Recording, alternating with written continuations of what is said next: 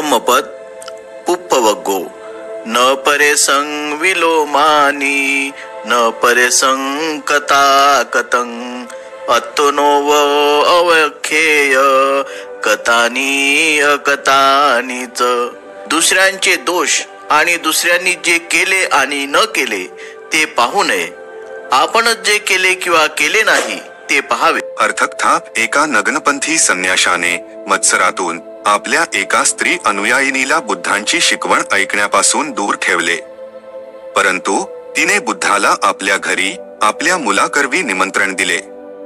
जेव्हा ती बुद्धांकडून धम्मासंबंधी स्पष्टीकरण ऐकू लागली त्यावेळी तो संन्यासी अचानकपणे त्या ठिकाणी हजर झाला आणि त्याने तिला व बुद्धाला शिव्या दिल्या।